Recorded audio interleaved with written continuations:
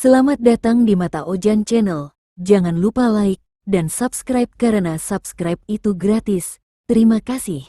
Kita masuk ke ceritanya. Namanya Reksa Dirgantara. Usianya 27 tahun. Seorang freelancer desain arsitektur yang tinggal sendiri di rumah kecil warisan kakeknya di pinggiran Jakarta Selatan. Reksa bukan pria biasa. Sejak kecil, dia mampu melihat dan merasakan hal-hal yang tak bisa dilihat orang lain. Dia seorang indigo. Bagi Reksa, keanehan itu sudah biasa. Bayangan hitam, bisikan di kamar kosong, langkah kaki tanpa wujud. Selama makhluk-makhluk itu tidak mengganggu, dia memilih diam. Namun malam itu, sesuatu berubah. Pukul 2:17 dini hari. Reksa terbangun dari tidur. Tubuhnya dingin, meski AC tidak menyala. Dari ruang tamu, terdengar suara TV yang menyala sendiri. Gambarnya tidak jelas. Hanya siaran rusak, semut-semut berlarian di layar, suara statis memekakkan telinga. Dia bangkit pelan dari ranjang, langkahnya berat. Ruangan tampak biasa, tapi hawa di sekitarnya tidak biasa. Ketika ia sampai di ruang tengah, di sana, di sudut ruangan, seorang wanita berdiri. Rambutnya panjang dan basah. Gaunnya putih kotor, robek di bagian bawah. Kakinya telanjang, pucat seperti mayat. Yang paling mengerikan adalah lehernya, robek menganga, seperti digorok benda tajam. Darah menetes, tapi tak menyentuh lantai. Menghilang di udara. Wajah wanita itu kabur, seakan tertutup kabut. Tapi matanya jelas, hitam pekat, menatap lurus ke arah Reksa. Wanita itu tak berkata sepatah kata pun. Dia hanya mengangkat tangan, perlahan. Lalu menunjuk langsung ke arah dada Reksa. Udara seketika mencekik, tubuh Reksa tak bisa bergerak. Dan saat ia mencoba berteriak, suara itu muncul. Tepat di belakang telinganya. Kau bisa melihat, maka kau akan jadi saksiku. Dalam sekejap, lampu rumah padam. TV mati. Udara membeku. Tapi rasa takut itu belum pergi. Karena meskipun ruangan gelap gulita, Reksa tahu, dia masih berdiri di sana. Pagi itu, Reksa terbangun di lantai ruang tamunya. Kepalanya berat, nafasnya sesak, dan yang paling membuatnya terdiam, ada luka panjang di lengan kanannya. Seperti cakaran tajam, memerah dan basah. Darahnya menetes ke lantai kayu. Reksa mengerjap. Ia tidak pernah sleepwalking, tidak punya hewan peliharaan, dan tidak menyentuh benda tajam semalam. Tangannya gemetar saat membuka baju tidur. Ada satu lagi. Luka kedua. Melingkar di betis, merah membiru seperti bekas ikatan tali yang ditarik paksa. Reksa berdiri perlahan dan menuju kamar mandi. Wajahnya terlihat pucat di cermin, matanya sembab. Tapi bukan dirinya yang menarik perhatian. Di cermin, tepat di belakang pantulan bahunya, ada tulisan merah samar. Seperti dicoret pakai jari penuh darah. Belum selesai. Reksa membalikkan badan cepat. Tidak ada siapa-siapa. Tapi bau amis masih menempel di udara. Hari itu, Reksa tidak bekerja. Ia hanya duduk di ruang tengah, menatap kosong ke arah layar laptop. Namun setiap kali layar menyala, pantulannya selalu berubah. Kadang bayangan wanita semalam muncul berdiri di pojok ruangan. Kadang hanya rambut panjang menjuntai dari langit-langit. Dan setiap kali ia mengedip, bayangan itu makin dekat. Malam kedua, Reksa mengunci semua pintu dan jendela. Ia tidur dengan lampu menyala. Namun pukul 2:17, lampu padam sendiri. Seperti malam sebelumnya. Dan dari arah bawah tempat tidur, terdengar sesuatu merangkak. Cek, cek. Bunyi kuku menyeret di lantai. Reksa menahan napas. Ia tidak berani bergerak. Namun tiba-tiba, kakinya terasa berat. Ketika ia menoleh, ada jari-jari pucat mencengkeram pergelangan kakinya. Ia menjerit, tapi suara itu tak terdengar keluar kamar. Dan saat lampu menyala kembali, tidak ada siapa-siapa. Hanya darah baru di betisnya. Goresan yang lebih dalam dari sebelumnya. Malam ketiga, Reksa tidak tidur. Ia duduk di lantai kamar dengan punggung bersandar pada dinding. Lampu menyala terang. Segala sudut ruangan ia taburi garam dan minyak sereh, berharap perlindungan dari sesuatu yang tak kasat mata. Jarum jam menunjukkan pukul 2.17. Saat itu udara dalam kamar berubah dingin secara tiba-tiba. Tidak ada jendela yang terbuka, tidak ada kipas yang menyala, tetapi hawa dingin terasa menusuk sampai ke tulang. Lalu suara itu datang. Suara kuku menyeret, pelan dan panjang. Sumbernya berasal dari bawah lantai kayu kamarnya. Reksa menahan napas. Tubuhnya menegang. Lalu terdengar ketukan 3 kali. Kuat dan jelas. Tok, tok, tok. Ketukan itu tidak berasal dari pintu. Tidak dari dinding. Tapi dari tepat di bawahnya. Kemudian terdengar suara perempuan. Pelan, serak, dan berat, seperti berasal dari dalam tanah. Suara itu berkata, "Di sini." Reksa bergerak perlahan, mendekati lantai kayu tua di sudut ruangan. Papan kayu di sana tampak lebih tua dan longgar daripada yang lain. Dengan tangan gemetar, ia mengambil obeng. Perlahan, ia mencongkel satu persatu papan lantai. Saat papan terakhir terlepas, muncul semburan bau busuk yang tajam dan menyengat. Reksa hampir muntah. Namun yang membuatnya benar-benar membeku adalah pemandangan di balik celah itu. Ada tangan membusuk terjulur keluar. Kuku panjang. Kulitnya mengelupas. Ujung jarinya berdarah. Tangan itu bergerak pelan. Menyentuh lantai. Lalu menulis satu kalimat dengan darah di kayu. Kalimat itu berbunyi, "Aku terkubur di sini." Reksa terpaku. Napasnya tercekat. Saat ia hendak mundur, tubuhnya menabrak sesuatu. Ia menoleh. Di belakangnya, tepat di depan pintu kamar, berdiri sesosok perempuan. Wajahnya pucat, matanya merah, lehernya sobek terbuka. Ia menatap Reksa dengan tatapan yang dalam dan penuh dendam. Perempuan itu berkata, "Kau sudah menemukanku. Sekarang waktunya kau melihat bagaimana aku mati." Tubuh Reksa membeku. Sosok perempuan itu berdiri tak jauh darinya, menatap lurus dengan mata merah menyala. Darah menetes dari leher yang menganga. Tidak ada suara lain, hanya detak jantung Reksa yang berdentum keras di telinganya. Tiba-tiba pandangan Reksa kabur. Ruang kamar lenyap. Udara berubah panas dan bau amis menyengat. Saat kesadarannya kembali, ia tidak lagi berada di rumahnya. Ia berdiri di ruangan sempit dan gelap dengan dinding dari papan rapuh. Ada tikar lusuh, satu lilin menyala lemah di sudut, dan suara langkah kaki dari luar. Tubuhnya terasa lebih kecil, lebih ringan. Ia menunduk, mengenakan gaun putih. Tangan dan kakinya, bukan miliknya. Ia sedang berada dalam tubuh perempuan itu. Reksa hendak berteriak, tapi tak bisa. Suaranya terkunci. Ia hanya bisa merasakan. Pintu terbuka dengan kasar. Seorang pria masuk. Badannya besar. Wajahnya samar, tapi auranya gelap dan mengancam. Tangannya memegang tali tambang dan sebilah pisau. Perempuan yang tubuhnya kini ditempati Reksa berusaha lari, tapi langkahnya tertahan. Ia diseret keluar ruangan menuju hutan gelap, di bawah hujan yang deras. Tubuhnya dipukul. Mulutnya dibekap, lalu tali dililitkan ke leher. Ketika ia menjerit, tak ada yang mendengar. Reksa merasakan semuanya. Sakit di leher, napas yang tercekik, dada yang sesak. Lalu, tubuhnya dilempar ke dalam lubang dangkal. Hujan turun semakin deras. Tanah mulai menimbun tubuhnya. Sedikit demi sedikit, gelap menyelimuti. Lalu suara terdengar. Suara perempuan. Dari dalam dirinya sendiri.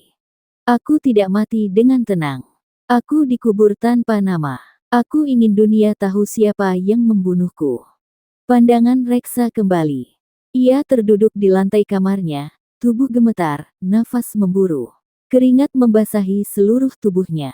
Tangannya berdarah, seperti habis digaruk. Namun luka itu bukan karena dirinya sendiri. Itu adalah luka dari kematian yang ia alami, sebagai arwah itu. Di depan pintu, Sosok perempuan itu masih berdiri. Perlahan ia menghilang dalam kabut. Tapi sebelum benar-benar lenyap, ia meninggalkan satu pesan yang bergema di kepala Reksa. Cari namaku, maka teror ini akan berhenti. Abaikan, dan kau akan mati dengan cara yang sama. Reksa tidak tidur malam itu. Tubuhnya masih lemas. Bekas luka di tangannya terasa nyeri. Namun yang paling menyiksa bukan rasa sakit, tapi ketakutan. Apa yang ia alami barusan bukan mimpi. Itu nyata.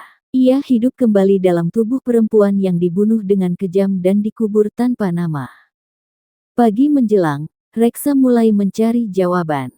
Ia membuka laptop, menyisir berita lama, forum misteri, dan catatan kejadian kriminal di sekitar area tempat tinggalnya. Tapi tidak ada nama. Tidak ada kasus pembunuhan perempuan dengan luka di leher dan kuburan tersembunyi. Seolah kematiannya tidak pernah dilaporkan. Reksa kemudian mencoba metode lain. Ia menulis setiap detail yang ia lihat saat penglihatan, semalam, bentuk rumah, hujan, posisi pohon, suara-suara, bahkan arah letak lilin di ruangan kecil tempat korban disekap. Lalu ia menyatukan semua ke dalam sketsa. Hasilnya membawanya pada satu kesimpulan. Tempat itu bukan di Jakarta. Bukan di kota besar. Melainkan sebuah rumah tua yang ada di sebuah desa, terpencil dan tak terdokumentasi dengan baik. Reksa menyadari sesuatu. Kalau dia tidak bisa menemukan nama perempuan itu lewat catatan, maka satu-satunya cara adalah menemukan langsung jasadnya. Namun sebelum ia bisa mencari lebih jauh, sesuatu aneh terjadi. Saat ia sedang mencuci tangan di kamar mandi, cermin di depannya tiba-tiba memutih seperti berembun. Lalu muncul tulisan, seolah dicoret oleh jari dari dalam kaca. Waktumu tidak panjang. Aku tak sendiri. Reksa mundur. Dadanya berdebar. Tiba-tiba dari arah belakang, pintu kamar mandi tertutup sendiri dengan keras. Cahaya padam. Air keran berubah keruh. Dan di balik pantulan cermin, ada dua sosok kini berdiri di belakangnya. Bukan hanya si wanita, tapi satu lagi, tinggi besar, dan gelap. Dua sosok berdiri di belakang Reksa. Cermin di kamar mandi memperlihatkan bayangan keduanya dengan sangat jelas. Yang pertama adalah wanita bergaun putih dengan leher sobek, arwah yang selama ini mengganggunya. Namun di sebelahnya berdiri sosok tinggi besar, tubuhnya gelap seperti bayangan yang padat, tanpa wajah, tanpa bentuk jelas, tapi memancarkan aura yang membuat tubuh Reksa lumpuh. Sosok itu bergerak perlahan mendekat. Reksa mencoba membuka pintu, tapi terkunci. Lampu mati. Air dari keran mengalir deras dan berubah merah seperti darah. Dari balik cermin, suara berat terdengar. Tidak sekeras teriakan, tapi cukup untuk menusuk ke kepala. Dia milikku. Kau tidak boleh membangunkannya. Tiba-tiba cermin pecah. Retakan membentuk wajah wanita yang berteriak, lalu menghilang. Lampu menyala. Air keran berhenti. Pintu kamar mandi terbuka sendiri. Reksa terduduk di lantai. Nafasnya terengah. Untuk pertama kalinya, ia sadar bahwa teror ini bukan hanya permintaan tolong dari seorang korban. Ada sesuatu yang lebih besar yang tidak ingin rahasia ini terbongkar. Malam harinya, ia mengatur ulang semua catatannya. Foto-foto sketsa, tulisan tangan, coretan pesan dari cermin. Di antara semua itu, ia menyadari satu pola. Setiap kali wanita itu muncul sendirian, ia terluka. Tapi setiap kali dua sosok itu muncul bersamaan, lukanya lebih dalam. Bahkan malam sebelumnya, ia nyaris tidak bisa bernafas. Reksa mulai bertanya pada dirinya sendiri. Apakah arwah wanita itu memang minta tolong? Atau, apakah ia sudah terlalu lama terkubur bersama kegelapan, dan kini menjadi bagian dari kutukan itu? Pagi hari, Reksa bangun dengan tubuh berkeringat dingin. Tulang-tulangnya terasa berat, nafas pendek. Saat membuka selimut, ia menemukan bercak darah di sebelah. Lengan kanannya membengkak, kulitnya terlihat seperti terbakar dari dalam.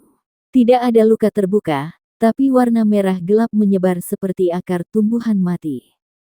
Ia ke kamar mandi. Melihat ke cermin, matanya tampak cekung. Wajahnya pucat dan lehernya mulai menunjukkan tanda kebiruan. Ia menyentuh lengannya pelan. Terasa panas. Daging di bawah kulitnya berdenyut, seperti ada sesuatu yang tumbuh di dalam sana. Reksa mulai panik. Ia memeriksa luka-luka lama di tubuhnya. Sebagian telah mengering, tapi garis-garis baru mulai muncul. Tidak seperti cakaran, luka ini melingkar rapi. Seperti bekas lilitan tali, tertarik erat dan menghitam. Di meja kerjanya, semua catatan yang ia tulis tampak basah. Bukan karena air, tapi karena darah yang menetes dari lengan sendiri. Reksa tahu, ini bukan luka biasa. Ini bukan luka karena terjatuh atau tergaruk.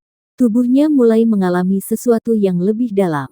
Seperti membusuk perlahan, dari dalam keluar. Siang itu ia pergi ke puskesmas. Namun hasil pemeriksaan nihil. Tidak ada infeksi. Tidak ada gejala penyakit serius. Dokter hanya berkata, secara medis kamu sehat. Tapi kalau kamu merasa tidak baik, mungkin ini psikosomatis. Reksa hanya tersenyum singkat. Ia tahu tubuhnya tidak bohong. Dokter bisa menyebutnya apa saja. Tapi kenyataannya, ia sedang hancur. Malamnya, Reksa terbangun karena rasa sakit luar biasa di perut. Ia membuka bajunya, dan mendapati kulit perutnya mulai mengelupas. Di bawah kulit yang robek itu, terlihat sesuatu seperti benang tipis. Berwarna merah tua, bergerak. Ia menjerit dan jatuh ke lantai. Saat itu, cermin di sudut kamar mulai berembun kembali. Di permukaannya, muncul kalimat baru. Tubuhmu bukan punyamu lagi. Reksa terduduk di lantai kamarnya cukup lama setelah melihat tulisan mengerikan itu di cermin. Luka di perutnya masih terasa perih, seperti terbakar dari dalam, namun bukan rasa sakitnya yang paling menyiksa, melainkan kenyataan bahwa tubuhnya sedang berubah menjadi milik sesuatu yang tidak ia kenali. Kalimat tubuhmu bukan punyamu lagi, terus terngiang-ngiang dalam pikirannya, bergema seperti suara dari ruang kosong yang tak berdasar. Ia bangkit pelan dengan tubuh yang mulai terasa berat dan pegal, lalu berjalan terlatih menuju meja kerja dan membuka laptopnya. Untuk pertama kalinya, ia mulai mencari informasi tentang perjanjian gaib. Sebelumnya, ia selalu menolak kepercayaan pada ikatan spiritual semacam itu, meski dirinya sendiri adalah indigo dan akrab dengan hal-hal gaib sejak kecil. Tapi kali ini berbeda. Yang menghantuinya bukan sekadar bayangan lewat atau suara aneh dari balik pintu, ini sudah menyatu dengan dagingnya, mengisi tubuhnya secara perlahan dari dalam. Hasil pencarian membawa Reksa ke banyak forum misteri, kisah rakyat, dan artikel lama yang membahas tentang roh penasaran yang bisa menjalin ikatan dengan manusia hanya lewat luka, mimpi, atau penglihatan yang intens.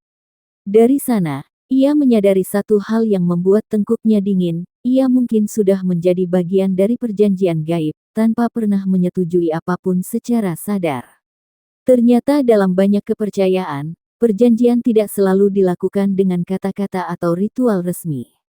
Cukup seseorang melihat kematian arwah itu secara langsung, mengalami luka yang sama, dan membuka akses emosional, maka roh tersebut bisa masuk, dan tubuh manusia itu bisa menjadi wadah atau jembatan untuk tujuannya. Merasakan kegelisahan yang tak bisa ia bendung lagi, siang itu Reksa memberanikan diri mendatangi seorang paranormal tua yang tinggal di belakang pasar tradisional. Ia dikenal oleh beberapa teman sebagai orang yang pernah membantu kasus-kasus berat, meski gaya bicaranya lambat dan suaranya serak. Setelah mendengarkan penjelasan Reksa tanpa banyak menyela, pria tua itu menatap lurus ke arahnya dengan pandangan kelam, lalu berkata tegas, "Kau sudah jadi bagian dari urusan mereka. Perempuan itu menandaimu bukan sekadar untuk minta tolong. Ia sedang membangun kekuatan lewat tubuhmu, supaya bisa bangkit dengan lebih kuat. Ini bukan permintaan biasa, ini adalah proses pemindahan dendam." Reksa diam. Tenggorokannya kering. Ia bertanya apakah ada cara untuk memutuskan ikatan ini, berharap mendengar ada ritual pembersihan atau penolakan yang bisa dilakukan. Namun pria tua itu hanya menggeleng pelan dan menjawab, jika dia belum menyelesaikan apa yang membunuhnya, maka kamu akan terus menjadi miliknya. Tubuhmu, ingatanmu, bahkan rasa sakitmu akan menjadi bagian dari perjalanan balas dendamnya. Malam itu, sepulang dari tempat paranormal, Reksa membuang semua garam, minyak sereh, bahkan semua catatan dan perlindungan yang sebelumnya ia siapkan. Bukan karena menyerah, tetapi karena ia tahu tidak ada gunanya berlindung dari sesuatu yang sudah masuk terlalu dalam. Jika tubuhnya memang telah menjadi jalan, maka satu-satunya cara untuk bebas adalah dengan menyelesaikan apa yang belum selesai. Ia memilih untuk menghadapi semuanya langsung, bukan lagi lari atau bertahan setengah-setengah. Pukul 2:17 dini hari, seperti biasa, lampu kamar mati dan suhu ruangan menurun drastis. Kali ini Reksa tidak bergerak. Ia duduk diam di lantai, menunggu. Dari ujung ruangan, arwah wanita itu muncul. Wajahnya masih sama, penuh luka dan darah kering, namun kini matanya tidak semarah sebelumnya. Ia menatap Reksa sejenak, lalu berjalan mendekat perlahan, dan untuk pertama kalinya berbicara dengan suara utuh. Kau sudah masuk terlalu dalam. Jika kau mundur sekarang, kau akan mati seperti aku, sendirian, terkubur, dan dilupakan. Reksa menatap balik tanpa gentar. Aku tidak mundur, tapi aku ingin tahu semuanya.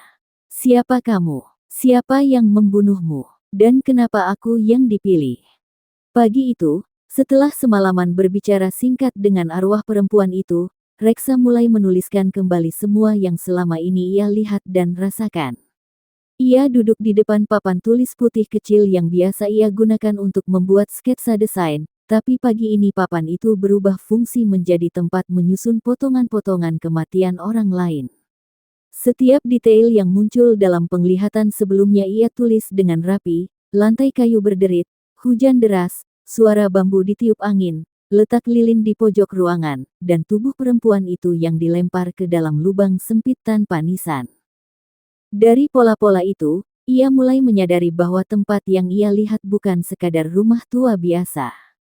Ada pohon trembesi besar di belakang rumah, tanah becek yang mengarah ke bukit, dan suara kodok malam yang terdengar lebih jelas dibanding suara hujan. Semua itu bukan hanya mimpi, melainkan kenangan nyata dari si arwah. Ia yakin, tempat itu masih ada. Dengan bantuan Google Maps dan forum-forum cerita rakyat, Reksa menyisir beberapa desa terpencil di luar kota. Butuh waktu berjam-jam hingga akhirnya ia menemukan satu gambar yang membuat bulu kuduknya berdiri.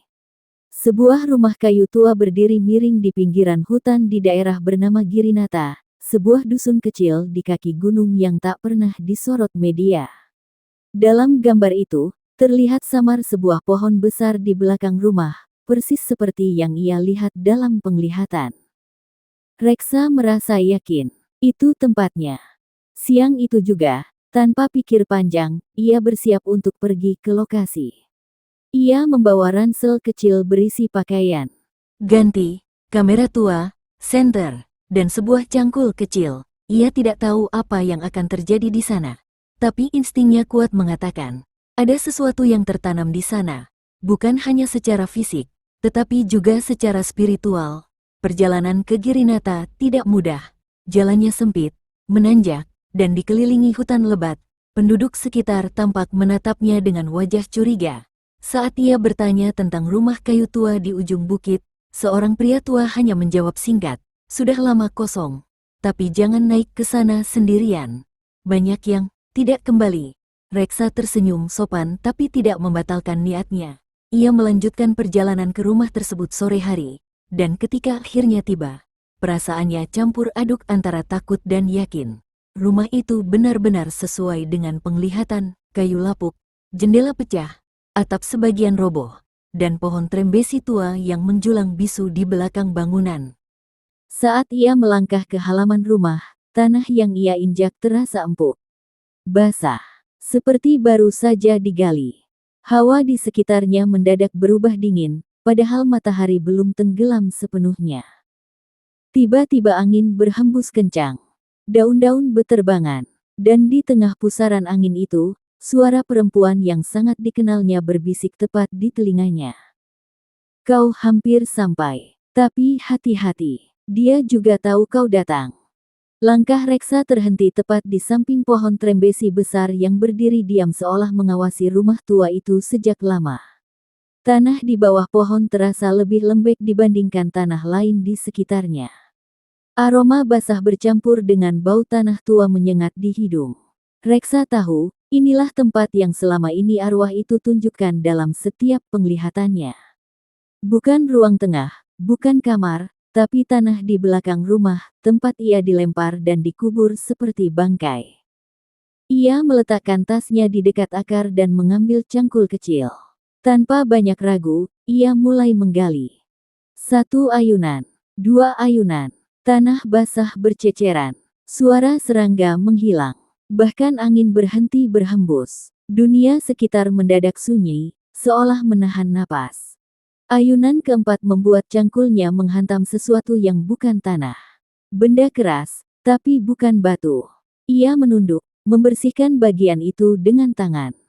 Yang ia temukan adalah potongan tulang kecil, masih terbungkus sisa kain putih kotor yang mulai hancur dimakan tanah.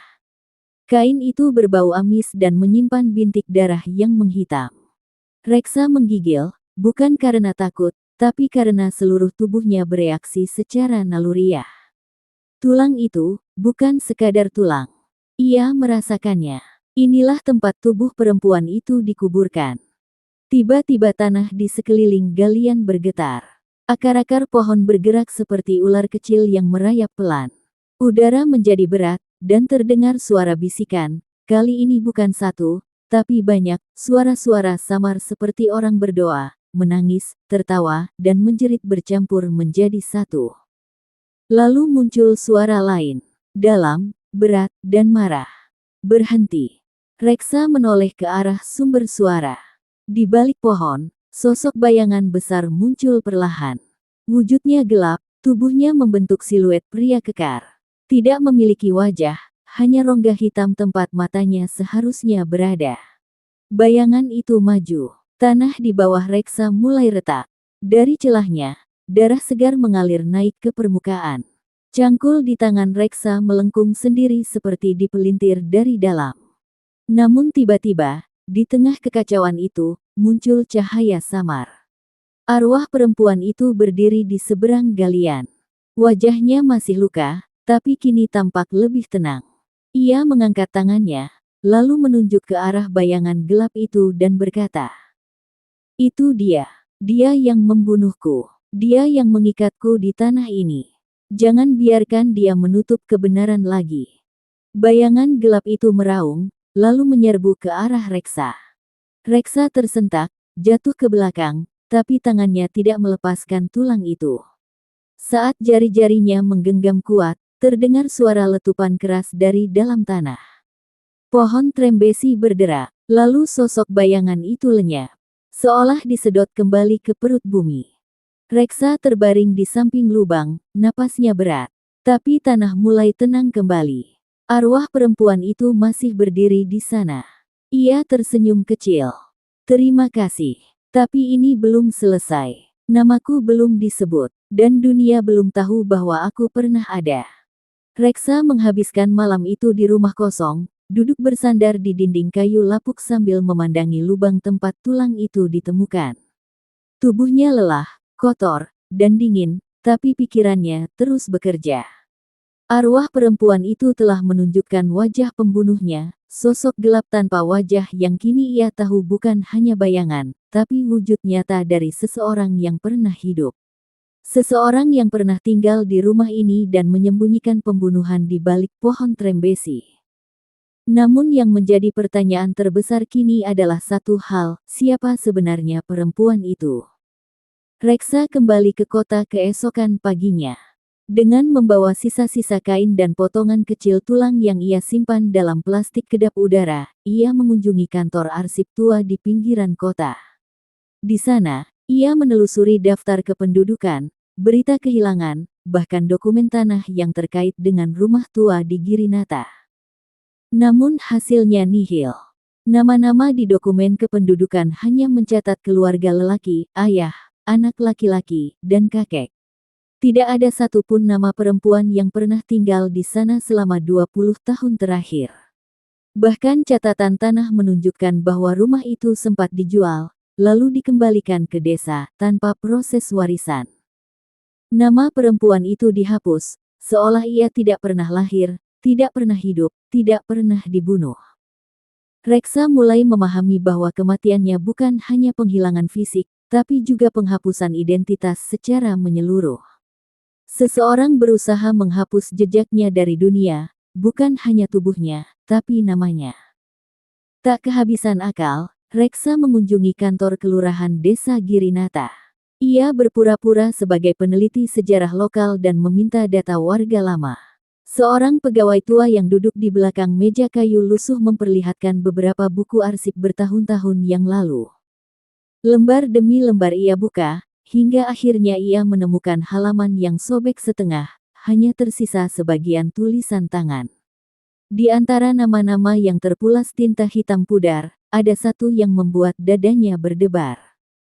Ran. Hanya itu yang terbaca. Sisa nama itu tercabik, namun di sampingnya tertulis angka 2004 dan keterangan singkat. Anak angkat tidak tercatat resmi. Tinggal bersama keluarga Adi Rahmat. Reksa ingat nama itu. Adi Rahmat adalah pemilik awal rumah tua di Girinata, pria yang menghilang tiba-tiba dan tidak pernah ditemukan lagi sejak belasan tahun lalu. Ranti. Nama itu terdengar familiar. Mungkin itu nama yang arwah itu tunggu selama ini. Malam itu, di kamar sempitnya, Reksa membakar dupa dan menyalakan sebatang lilin. Ia duduk tenang, memanggil pelan dengan suara jelas. Ranti, kalau itu memang namamu, datanglah. Bantu aku selesaikan ini. Cahaya lilin berkedip pelan. Udara dingin menyusup dari bawah pintu. Sosok perempuan itu muncul di dekat jendela.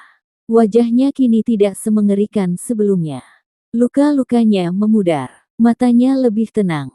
Ia menatap Reksa, lalu mengangguk pelan.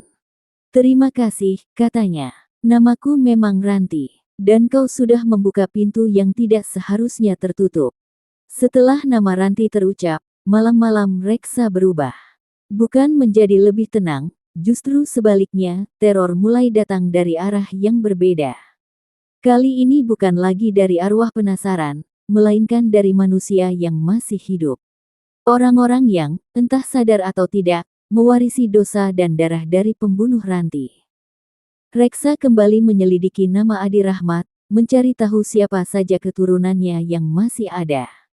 Dari data kependudukan, ia menemukan bahwa Adi memiliki 2 anak laki-laki, Rehan dan Yusuf. Rehan sudah meninggal dalam kecelakaan 7 tahun lalu, tetapi Yusuf masih hidup dan sekarang menjadi tokoh masyarakat di kota kecil dekat Girinata. Ia dikenal sebagai pengusaha properti dan dermawan, namun tidak ada satupun catatan tentang masa lalunya bersama ayahnya yang tinggal di rumah tua itu. Reksa memutuskan menemui Yusuf secara langsung. Ia mendatangi kantor yayasan milik Yusuf dengan menyamar sebagai penulis lepas yang sedang membuat buku sejarah lokal. Yusuf menerima dengan sopan, bahkan menawarkan kopi. Wajahnya tampak bersih, tenang, dan penuh senyum. Tidak ada yang mencurigakan di permukaan. Namun saat Reksa mulai menyinggung soal rumah tua di Girinata, Yusuf berhenti menulis dan menatapnya tanpa ekspresi. Matanya yang semula ramah berubah tajam. Rumah itu sudah tidak ada urusannya dengan saya, ujarnya pelan. Itu hanya sisa warisan yang kami jual sebelum ditinggalkan. Tidak ada yang istimewa di sana. Reksa berpura-pura mencatat, tapi ia tahu Yusuf sedang berbohong. Dari getaran suaranya, dari sorot matanya yang berubah saat nama Ranti nyaris disebut, terlihat jelas bahwa ia tahu. Ia tahu siapa Ranti. Ia tahu apa yang terjadi di rumah itu. Dan mungkin, ia terlibat lebih dalam dari yang Reksa bayangkan.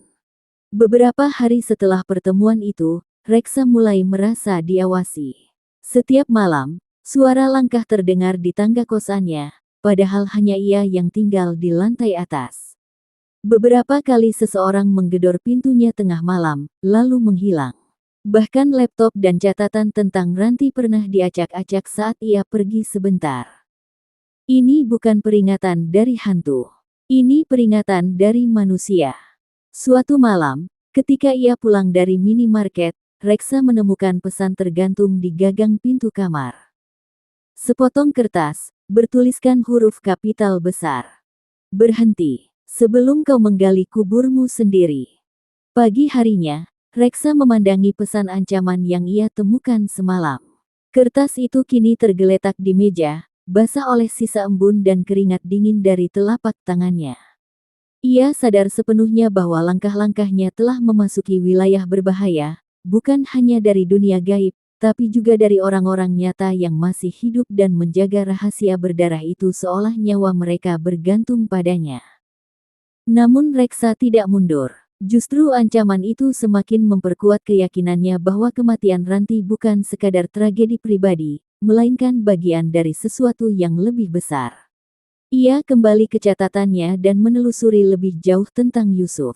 Dari beberapa sumber, ia menemukan fakta mengerikan. Usaha properti Yusuf melonjak tajam sekitar tahun 2005, setahun setelah Ranti diduga dibunuh dan dikubur diam-diam. Tidak ada yang tahu pasti bagaimana Yusuf mendapatkan modal awal. Beberapa bekas karyawannya mengaku Yusuf selalu melakukan ritual pribadi sebelum menandatangani kontrak besar. Beberapa lainnya, diam-diam menyebutkan bahwa Yusuf sering mengunjungi makam tua di luar kota pada tengah malam, sendirian. Reksa mulai menghubungkan semuanya. Ranti tidak hanya dibunuh karena dendam atau kekerasan biasa. Dia adalah tumbal, dan perjanjian gaib yang mengekangnya, ditandatangani oleh keluarga Yusuf. Pada malam ketiga setelah ancaman itu, Reksa bermimpi buruk. Ia kembali berada di lubang tempat Ranti dikuburkan. Namun kali ini, bukan hanya satu tubuh yang ada di sana. Ada 3. 2 di antaranya adalah jasad perempuan lain, masih muda, dengan wajah tertutup tanah dan rambut panjang yang mencuat dari sela-sela akar. 1 jasad lagi tampak seperti anak kecil. Dalam mimpi itu, Ranti berdiri di tepi lubang. Ia menunjuk pada mayat-mayat lain itu dengan suara bergetar. Mereka juga, aku bukan satu-satunya. Kau harus bongkar semuanya, sebelum kutukan ini berulang lewat darah baru. Reksa terbangun dengan nafas tercekat. Tangannya berdarah karena mengepal terlalu keras. Mulutnya berbisik pelan, tapi tegas. Aku akan bongkar semuanya, bahkan jika itu mengorbankan nyawaku. Keesokan harinya, Reksa menyisir kembali data kematian yang tak wajar di sekitar tahun-tahun awal Yusuf membangun bisnisnya. Ia mengakses berita lama, catatan desa, dan bahkan obituari lokal. Tak mudah, banyak kasus tidak tercatat secara resmi, hanya kabar burung atau tulisan tangan di buku pos ronda yang nyaris pudar. Tapi satu pola mencuat jelas. Tahun 2004, seorang remaja perempuan yatim piatu bernama Sari dinyatakan hilang setelah bekerja sebagai asisten rumah tangga di luar kota. Tahun 2007, seorang anak laki-laki berusia 9 tahun ditemukan tewas di sungai dengan tubuh menghitam, tak pernah terungkap pelakunya. Tahun 2011, seorang gadis muda bernama Intan dilaporkan kabur dari rumah dan tak pernah ditemukan. Ketiganya punya kesamaan, tak ada pemakaman resmi, tak ada proses pencarian serius, dan semuanya berasal dari lingkungan miskin yang mudah dibungkam. Reksa gemetar. Ranti benar. Ia bukan satu-satunya korban. Dan lebih dari itu, setiap satu tumbal, selalu diikuti kabar bahwa bisnis Yusuf melejit.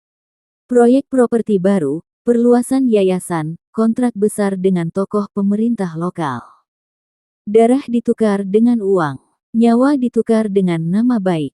Malam itu, Reksa melakukan ritual panggilan jiwa dengan lilin dan segelas air di tengah ruangan. Ia tak tahu siapa yang akan datang.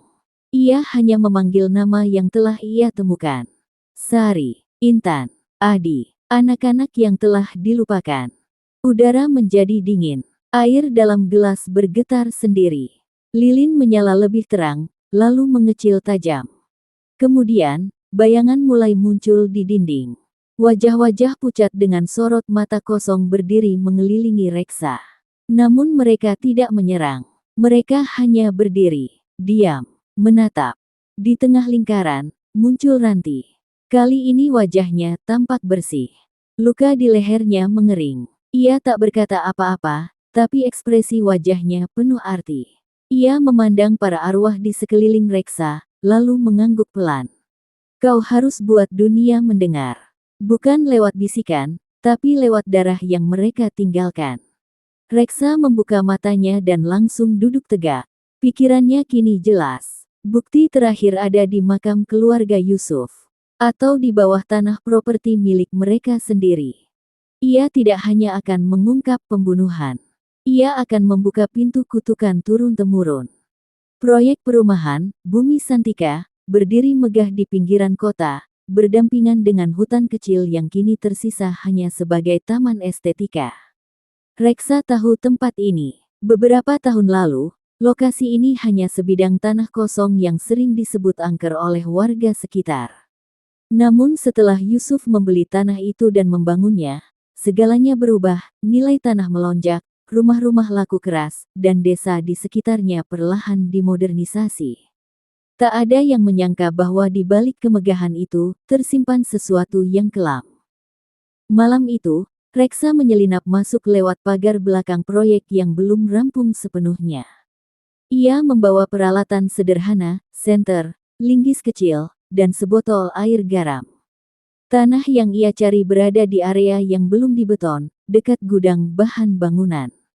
Berdasarkan peta lama desa dan penglihatan yang ia alami, titik itu dulunya adalah sebuah tanah kuburan yang tidak resmi, tempat pembuangan, bukan pemakaman. Saat ia mulai menggali, udara mendadak berubah. Dingin, padat, seperti kabut, tapi tidak terlihat. Langit malam bersih, tapi telinganya mendengar suara tanah yang bergerak sendiri. Langkah pertama, tanah keras. Langkah kedua, suara seperti ranting patah. Langkah ketiga, cangkulnya menghantam sesuatu. Reksa bersimpuh, menggali dengan tangan karena alatnya patah. Lalu ia melihatnya, kain putih lusuh, terikat dengan tali ijuk. Bukan satu, tapi dua. Dan di bawahnya, potongan tulang kecil yang masih memancarkan hawa panas yang aneh. Bersamaan dengan itu, tanah di sekelilingnya mulai bergetar. Dari dalam, muncul uap kehitaman yang berputar, membentuk wajah-wajah samar. Wajah anak-anak, perempuan muda, dan di antara mereka, wajah Yusuf. Tapi bukan Yusuf yang hidup. Ini Yusuf dalam versi yang membusuk. Tersenyum, dengan mata hitam yang meneteskan darah. Reksa mundur beberapa langkah, namun arwah-arwah itu tidak menyerang. Mereka berbisik, nama-nama yang tercekat. Sari, Intan, Ranti, Sari, Intan. Lalu suara itu bersatu, memekik dalam satu jeritan panjang. Bongkar kebenarannya, sebelum mereka menumBAH lagi. Cahaya senter Reksa padam. Dari dalam tanah, sesuatu mencoba menarik kakinya, tapi hanya sekejap. Begitu ia menyiram air garam di sekeliling, semuanya terhenti. Ia berdiri, tubuh gemetar, wajah kotor oleh lumpur dan debu tulang. Kini ia tahu, tempat ini bukan hanya fondasi bisnis Yusuf. Ini adalah kuburan massal yang disulap menjadi hunian keluarga. Esok paginya, Reksa kembali ke kota membawa plastik bening berisi potongan kain dan tulang kecil, bukti nyata dari apa yang ia temukan di proyek Bumi Santika. Ia tidak tidur semalaman, hanya duduk di pojok kamarnya sambil menatap bukti itu dalam diam. Meski tubuhnya letih, pikirannya tajam. Ia tahu, saat ini ia bukan hanya saksi. Ia sudah menjadi ancaman langsung bagi Yusuf dan orang-orang yang menjaga rahasia itu. Reksa menyusun laporan, lengkap dengan foto, titik koordinat lokasi, dan catatan peristiwa yang ia alami. Ia mengirim salinan ke email beberapa jurnalis lokal dan satu kanal investigasi di YouTube yang dikenal sering mengangkat kasus misterius. Tak lama setelah kiriman itu masuk, seorang jurnalis bernama Maya membalas. Ia tertarik, dan ingin bertemu langsung. Pertemuan dilakukan di sebuah kafe kecil. Maya, seorang perempuan berambut pendek dengan nada bicara tegas, mendengarkan cerita Reksa dari awal hingga akhir. Ia tidak menertawakan, tidak meremehkan. Tapi saat Reksa menyerahkan bukti fisik itu, Maya menjadi sangat serius. "Apa kamu sadar?" ucapnya pelan, "kalau ini bisa membuatmu menghilang?" Reksa mengangguk. Sudah telat untuk mundur. Namun malam harinya, sebelum Maya sempat menghubungi lagi, ponselnya mati total.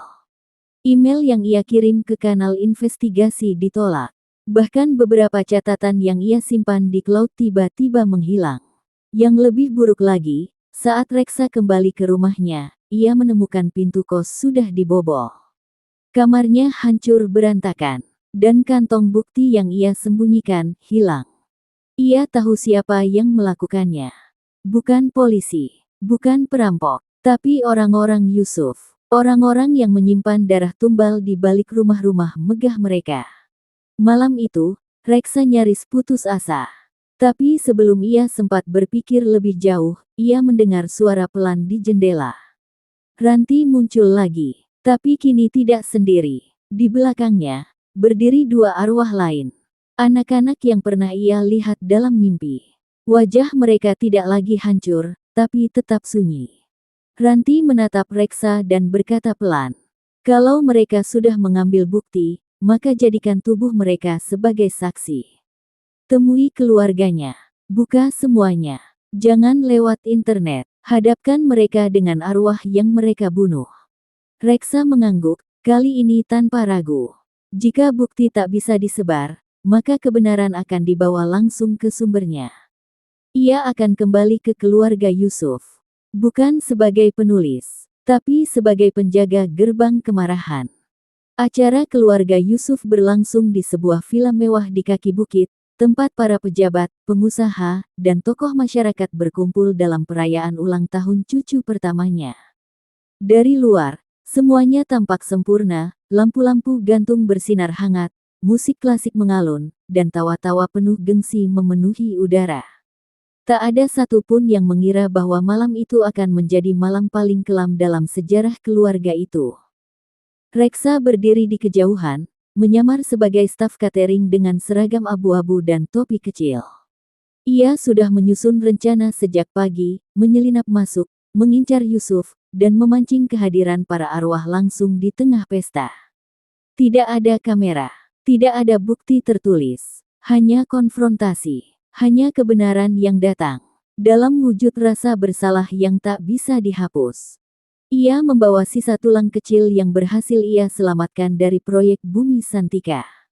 Dibungkus kain putih, diselipkan di dalam kotak sesajen kecil yang ia sematkan dalam baki makanan.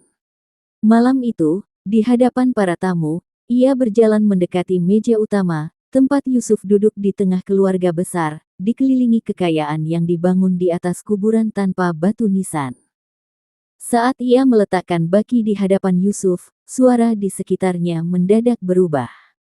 Musik berhenti, lampu berkedip, dan dari arah jendela terbuka, angin berhembus keras, merobek tirai dan membuat lilin-lilin padam seketika. Di dalam ruangan yang kini sunyi itu, terdengar suara pertama. Suara anak kecil menangis. Diikuti suara perempuan berbisik, "Ayah, kenapa aku dibuang?" Lalu suara ketiga, geraman parau yang menggema dari bawah lantai. "Kubur yang kau tutup, telah terbuka kembali." Para tamu panik. Beberapa berteriak, ada yang pingsan. Yusuf berdiri tergagap, matanya membesar menatap ke arah baki yang kini terbuka. Tulang kecil di dalamnya memancarkan asap tipis, dan dari dalam asap itu muncul bayangan. Ranti, Intan, Sari. Mereka berdiri di antara tamu-tamu yang gemetar, tubuh mereka utuh tapi tak menyentuh lantai. Mereka tak bicara. Mereka hanya menatap Yusuf. Yusuf berteriak, tubuhnya bergetar hebat. Kalian sudah mati. Sudah selesai." Tapi Ranti melangkah maju. Dengan suara datar, ia menjawab, "Tidak, kau belum pernah meminta maaf. Kau bahkan belum mengaku." Tiba-tiba Yusuf memegangi dada, sesak napas. Ia jatuh ke lantai, menggeliat seperti ditindih oleh sesuatu yang tak terlihat. Keluarganya berlarian panik. Para tamu melarikan diri. Namun pintu utama terkunci rapat, dan dari jendela, api mulai menjalar perlahan. Reksa berdiri di tengah ruangan. Ia tak bergerak. Arwah-arwah itu hanya menatap Yusuf, lalu berbalik perlahan. Ranti menoleh ke arah Reksa dan berbisik, "Terima kasih telah membuka pintunya. Kini, mereka yang akan menjaganya tetap terbuka." Pintu di belakang panggung pesta terbuka sendiri. Udara dingin berhembus, dan satu persatu, arwah para tumbal masuk, berjalan dalam diam, menuju rumah keluarga Yusuf. Pintu sudah dibuka, dan tak akan tertutup lagi. Seminggu setelah malam pesta itu, villa mewah milik keluarga Yusuf resmi ditinggalkan. Tidak ada satupun dari keluarga besar yang mau menginjakkan kaki kembali ke sana. Para tamu yang hadir malam itu bungkam. Mereka menolak diwawancara, menolak menjelaskan apa yang terjadi. Media lokal hanya menyebutnya sebagai insiden listrik dan kebakaran ringan, meski warga sekitar mendengar jeritan sepanjang malam dari arah villa yang kini sepi. Yusuf sendiri terbaring di rumah sakit elit dengan status koma total. Matanya terbuka setiap saat, tapi tidak pernah berkedip. Para perawat menyebutnya seperti boneka hidup, tidak bernyawa, tidak merespons, namun detak jantungnya stabil. Anehnya, suhu tubuhnya tak pernah hangat. Selalu di bawah normal, seperti tubuh mayat yang belum membeku sempurna. Beberapa suster mengaku mendengar suara langkah kaki di lorong saat malam. Ada juga yang mengaku melihat bayangan perempuan berdiri di samping tempat tidur Yusuf. Namun ketika diperiksa, ruangannya kosong. Tapi suhu selalu turun setiap pukul 2 dini hari. Tanpa alasan. Villa tempat kejadian juga mengalami hal aneh. Petugas keamanan yang ditugaskan menjaga area tersebut hanya bertahan 2 malam. Lampu-lampu selalu padam meski sudah diganti. CCTV merekam bayangan-bayangan yang muncul dan hilang di koridor. Dan yang paling aneh, pintu belakang, yang dulu tak pernah digunakan, kini selalu terbuka setiap pagi. Padahal malam sebelumnya telah dikunci dan disegel. Orang-orang mulai menyebut tempat itu sebagai gerbang dendam. Tidak ada yang berani menyewanya. Tidak ada yang bisa menjualnya. Semua pembeli membatalkan secara misterius, bahkan sebelum melihat properti secara langsung. Salah satu tukang kebun yang dulu bekerja di villa sempat memberi pernyataan. "Dulu tempat itu ramai, orang-orang tertawa.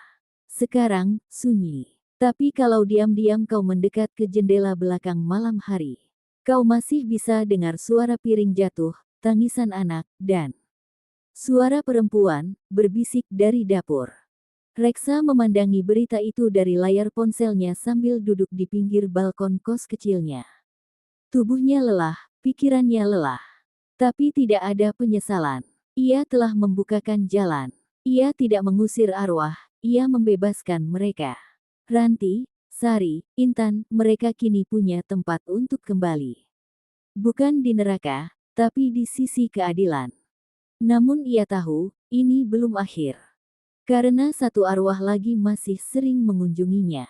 Seorang bocah laki-laki yang belum pernah bicara, yang belum menunjukkan bagaimana ia mati.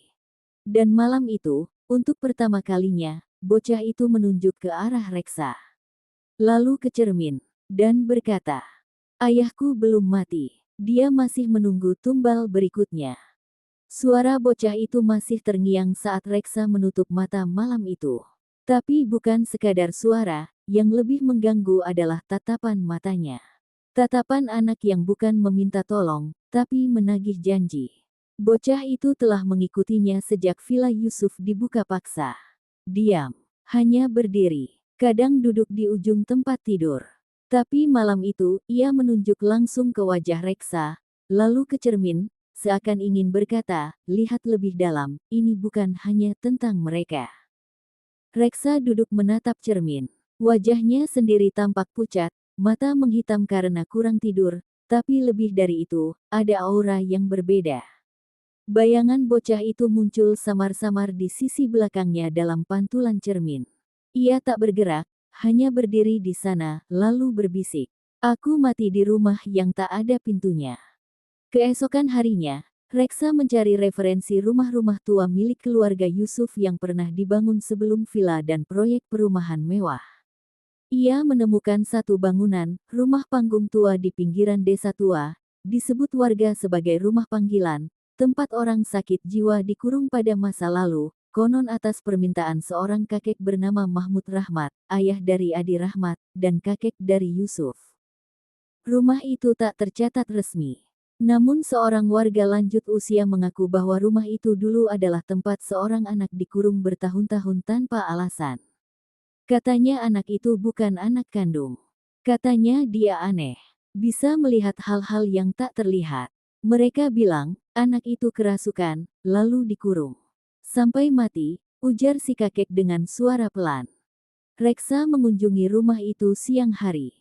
Bangunannya masih berdiri, rapuh, penuh lumut, dan nyaris ambruk. Tapi dari luar, ia bisa merasakan hawa dingin yang familiar. Begitu membuka pintu yang sudah retak, ia mencium aroma besi, anyir, dan kayu lapuk. Di dalam, tidak ada kursi. Tidak ada jendela. Hanya satu ruangan utama dengan bekas rantai menempel di lantai. Dan di pojok ruangan, ada lubang kecil tertutup papan. Ia membukanya pelan. Tulang-tulang kecil, masih terikat kain, masih menggenggam potongan mainan kayu yang sudah hancur. Suara bocah itu muncul lagi di belakangnya. Tapi kali ini lebih jelas. Aku bukan kerasukan. Aku cuma bisa melihat seperti kamu. Tapi mereka takut. Reksa menutup mata. Tubuhnya lemas. Ia duduk di lantai kayu dan menangis dalam diam. Malamnya, rumah itu terbakar sendiri. Tidak ada kabel. Tidak ada listrik. Tidak ada yang tinggal di dalamnya. Tapi saksi melihat sosok anak kecil berdiri di depan rumah, lalu menghilang dalam api. Tamat. Terima kasih sudah mendengarkan hingga akhir. Sampai jumpa lagi.